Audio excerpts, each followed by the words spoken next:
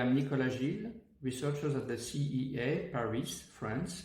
My scientific expertise lies in the exploration and exploitation of animal venoms to identify toxins active on GPCR. My laboratory masters all the steps from venom deconvolution, screening on therapeutic targets, chemical synthesis, molecular pharmacology, and in vivo experiments.